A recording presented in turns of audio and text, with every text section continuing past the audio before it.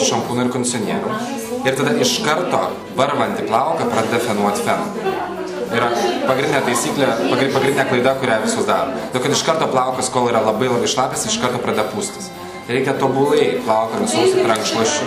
Tada vasarą būtinai naudoti kažkokį tai, arba čia atveju kaip Avon Advanced Technique produktą, arba naudoti kažkokį tai kondicionierių, kuris truputį apsunkina patį plauką. Palaukti porą minučių, kol plaukas natūraliai pradžiūna ir tada po truputį su srove pradėti džiovinti. Dar viena klaida, kurią daro, tai džiovina plaukus va taip. Ta prasme, be antgalio. Tai jūs iš karto plauką vizualiai išpučiat. Nes srovės padarimas eina va taip, ratu. Tai šiuo atveju su antgaliu pati srovė eina tiesiai, kur jums reikia. Ir nemakaluot po visą galvą. Va taip. Pradedat džiovinti vieną pusę ir su srovė viską džiovinat vieną pusę. Paskui į kitą pusę, paskui atgal, paskui į priekį. Taip plauką atlaužiat nuo šaknies ir vizualiai atrodo kaip išdžiovintas kirpyklė.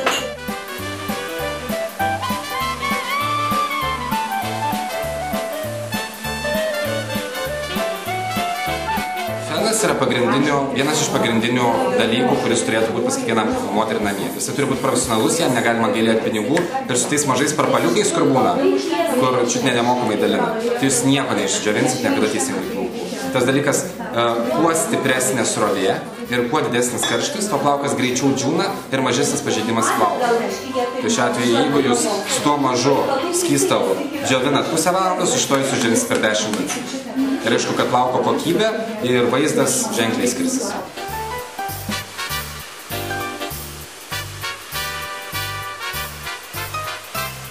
Jeigu plaukas yra tiesus iš tavęs, taip džiovimas yra, žinoma, kad yra geriau nei veikimas karščiu, bet faktas, kad yra ne tik svarbu yra plauko vidinė būklė, bet svarbus mums ir vaizdas ir kaip mes atrodom kiekvieną dieną. Deja, bet į darbą ar į susitikimą mes negalime matyti susišiaušę. Tai lieka vienintelis būdas džiovinti plauką fenu. Bet sakau, jeigu laikytis tam tikrų principų, kaip aš minėjau, kad truputį nusausim gerai su rankšluosčiu, truputį palikti natūraliai džiūti ir tada tais prafenuoti, tikrai nieko tiem plaukam neatsitiks. Bet sakau, kai pradeda draskyti ypatingai su fenu ir šepečiu varvantį plauką, tai yra plauko deginimas. Tai yra griežtai negalima ir dažnai netgi salonuose pasitaiko, kad tos pačios kirpėjos tą patį daro. Iš karto išplovę galvą, atskiria su segtukais ir nuo pačios davai varytą labai šlapą.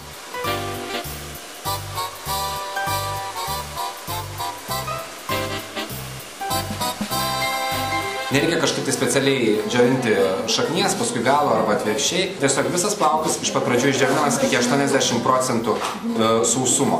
Lieka 20% drėgmės ir tik tada plaukas yra fenuojamas su šepečiu. Tik tais tokiu atveju jūs turėsit sveiką, gerą ir blizgantį ir gražų plauką.